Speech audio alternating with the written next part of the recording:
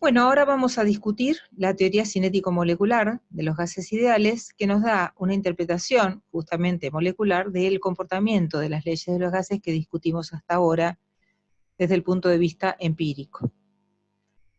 Bueno, dentro de los postulados podemos mencionar en primer lugar el que dice que las moléculas de los gases están situadas a gran distancia entre sí comparadas con sus propios diámetros. Esto quiere decir que toma a las moléculas como puntos prácticamente sin volumen.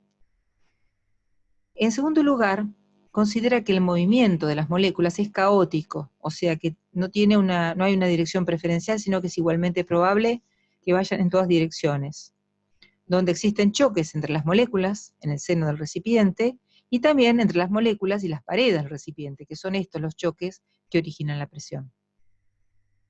En tercer lugar, estos choques son elásticos.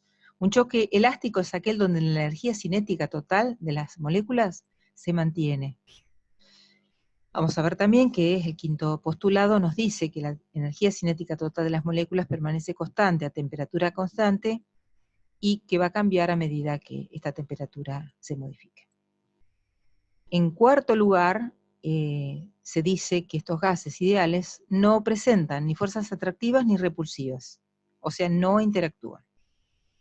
Y en quinto lugar, la energía cinética media significa promedio de las moléculas de todos los gases, es la misma a la misma temperatura y es directamente proporcional a la temperatura. Cuando aumenta la temperatura, aumenta la energía cinética. Aquí vemos un choque en detalle, en este esquema, donde estas partículas rosadas son las moléculas que en este viaje caótico tienen la posibilidad de chocar contra las paredes y ejercer su presión. Una vez que chocan, se van nuevamente al seno del recipiente, pero otras vuelven. Y así es como se produce el fenómeno de la presión. En cada choque se ejerce una fuerza que origina la presión.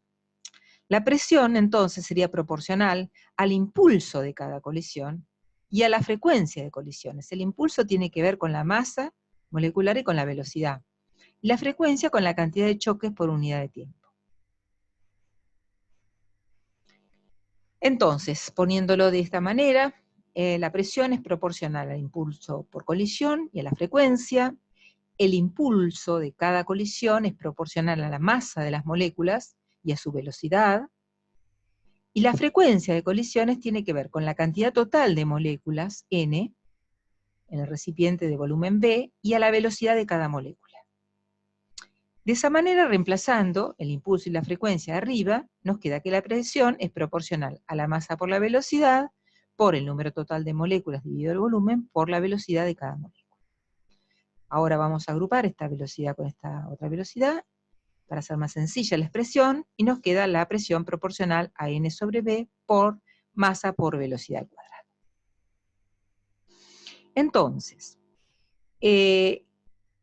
también simplificando la cuestión, pasando el volumen que está en el denominador del otro lado, multiplicando, llegamos a P por B, que es proporcional a N, número total de moléculas, por la masa de cada molécula, por la velocidad de cada molécula. Pensando que cada molécula puede tener velocidades diferentes, unas más rápidas, otras más chicas, pero que hay un promedio de todas esas velocidades, reemplazamos, en vez de la velocidad de una molécula individual, una velocidad promedio, que en la guía de aprendizaje tenemos un poquito más desarrollado. Como se calcula un promedio es sumando los cuadrados de cada una de las velocidades moleculares y dividiendo por el número total de partículas. Entonces nos queda que presión por volumen es proporcional al número total de moléculas por la masa molecular por la velocidad cuadrática media. Así se llama esta velocidad promedio. Para sacar la proporcionalidad y poner una igualdad, tenemos que usar un coeficiente de proporcionalidad que tiene en cuenta que como el movimiento es caótico, existe la misma probabilidad de que los choques que originan la presión sean según el eje X, según el eje Y o según el eje Z. Entonces va a haber un tercio total de las moléculas, ¿no?, que en promedio choquen en la dirección X, otro tercio en la dirección Y y otro tercio en la dirección Z. Entonces la presión que se ejerce en estas paredes del cubo va a ser igual a 1/3 por el número total de moléculas por la masa molecular por la velocidad cuadrática media. El número total de moléculas no es otra cosa que el número de Avogadro, que es el número de moléculas en un mol, por el número de moles. Entonces, reemplazamos n en esta ecuación y nos queda esta expresión que la señalo porque es una expresión que vamos a volver a usar, que nos da el producto de la presión por el volumen, que son propiedades macroscópicas, en función de propiedades microscópicas tales como son la masa molecular y la velocidad cuadrática media molecular. Veamos otra, recordemos que en la ecuación general de los gases nos dice que el producto de la presión por el volumen es el número de moles por R por T. Entonces, igualando esta expresión que encontramos de la teoría cinética con la que conocemos de la ecuación general, nos permite relacionar estos términos con la temperatura, ¿sí? Entonces acá tenemos por primera vez la relación entre un término que tiene que ver con la velocidad molecular y la temperatura.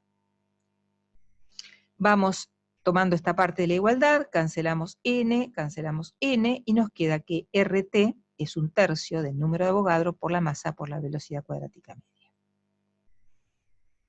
Y de ahí despejamos la velocidad, una expresión que ya nos va a servir para relacionarla con leyes vistas de los gases. Esto va a ser igual a 3RT sobre el número de Avogadro por m. Y si multiplicamos la masa de cada molécula por el número de Avogadro, encontramos el peso molecular. Entonces, fíjense que hemos relacionado la velocidad promedio de las moléculas con su peso molecular y con la temperatura absoluta.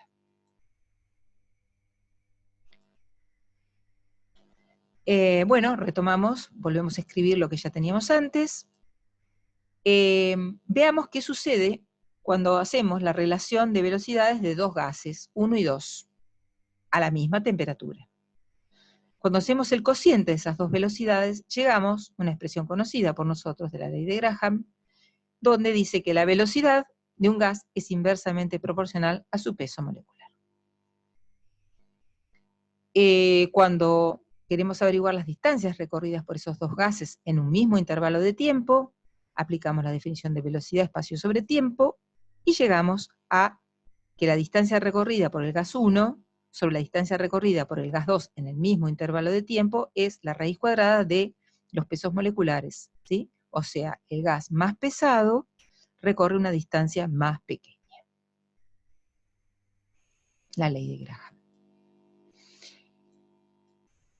Bueno, retomando una ecuación que ya escribimos antes, que era esta, donde teníamos la expresión de la ecuación general de los gases, y a su vez, esta parte de acá, que era lo que habíamos deducido para P por B de la teoría cinética de los gases. Vamos a escribir, en esta expresión, vamos a multiplicar y vamos a dividir por 2, lo cual no altera nada. Pero esto nos va a permitir encontrar una expresión de la energía cinética. La energía cinética es un medio de la masa por la velocidad al cuadrado. En este caso, velocidad cuadrática media, porque así tenemos en cuenta las propiedades de todo el conjunto. Entonces, reescribimos la expresión en función de la energía cinética, y fíjense que nos queda R por T igual a 2/3 del número de Avogadro por la energía cinética. Entonces, si nosotros ahora este 2/3 lo pasamos de este lado, nos queda que el número de Avogadro por la energía cinética era la energía cinética de una molécula, es igual a 3 medios de RT.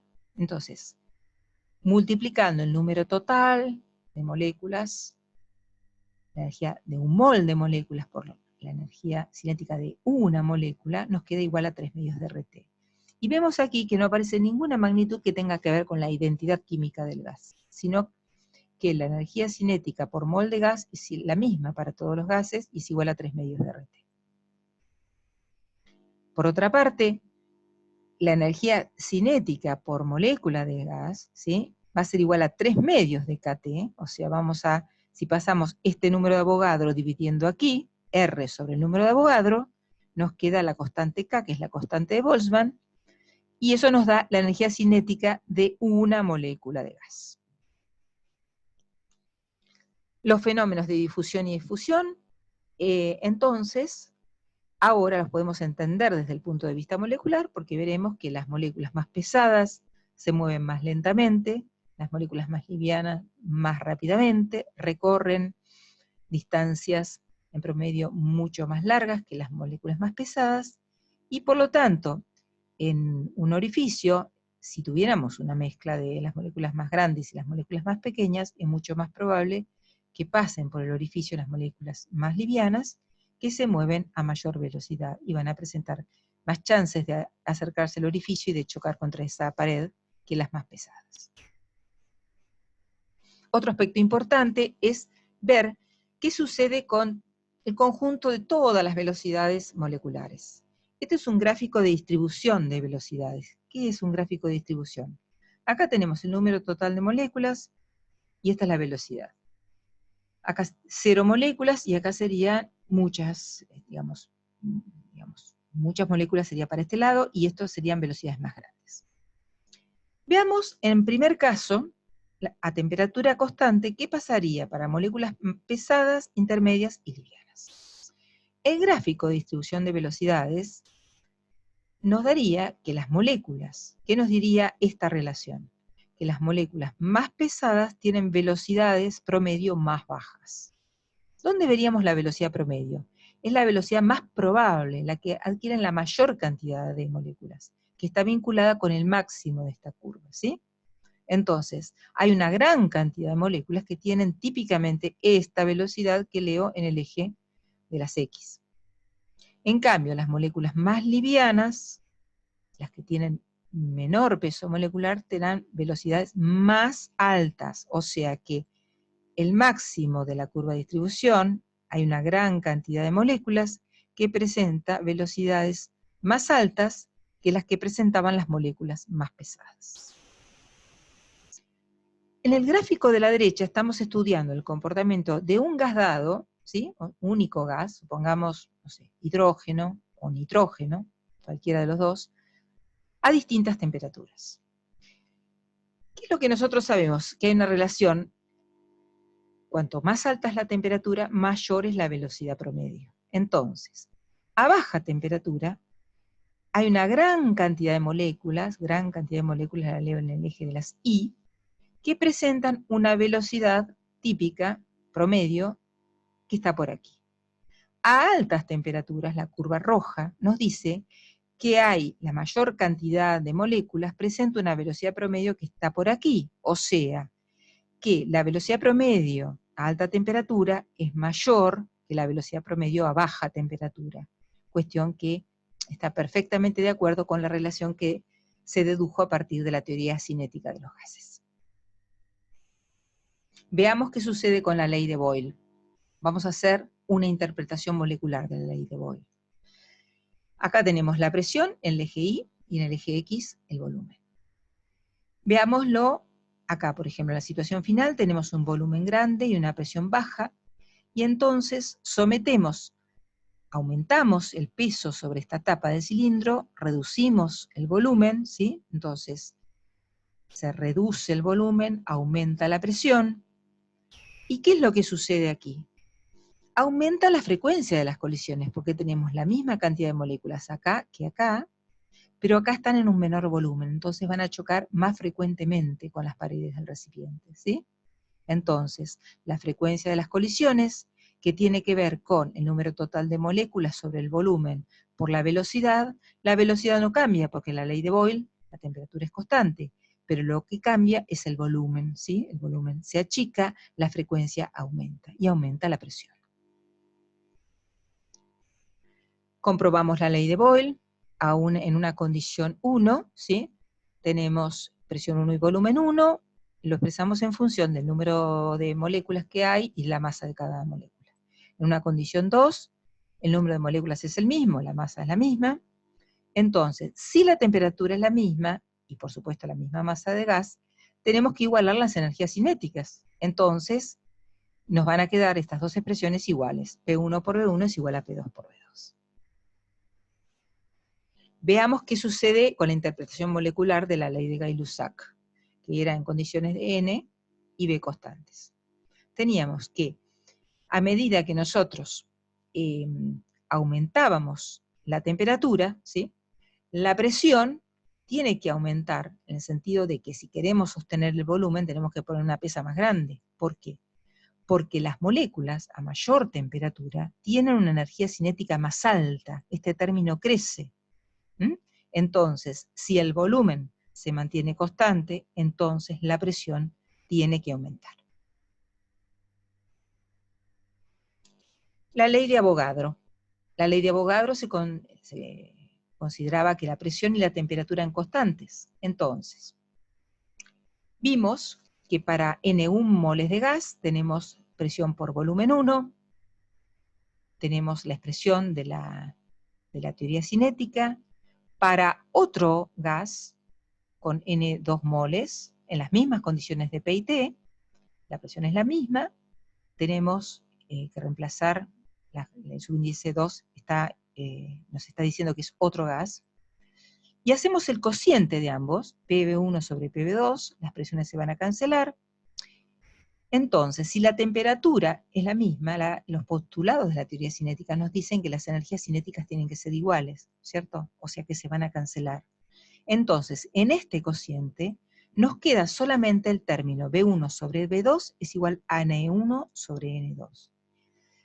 ¿Cómo la ley de Avogadro? ¿Qué es lo que nos dice? ¿Qué es lo que tenemos que discutir?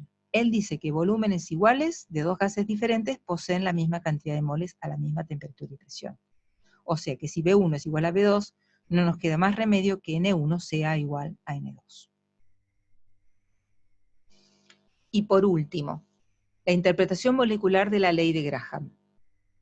Esto es, en la ley de Graham veíamos cómo difundían los gases. La energía cinética de esos gases en movimiento es un medio de la masa por la velocidad al cuadrado, para cada uno, para el gas 1 y para el gas 2.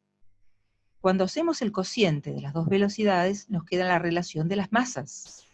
Y si esas masas corresponden al peso molecular, nos queda la relación de los pesos moleculares, que es la ley de Graham.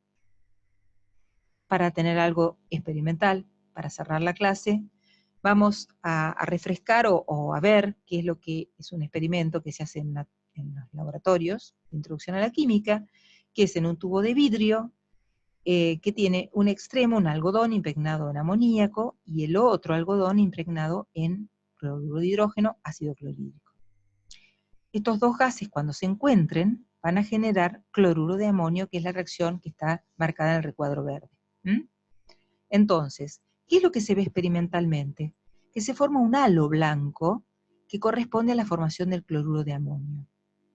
Ese halo blanco, ¿a dónde está? Está más cerca del algodón que tenía clorhídrico y más lejos del que tenía amoníaco. ¿Qué indicó esto? Que el amoníaco viajó mucho más rápido que el clorhídrico y se encontraron acá. O sea, la distancia recorrida por el amoníaco es más grande que la del clorhídrico debido a su menor peso molecular. Y con esto damos por terminada la clase de teoría cinética de los gases.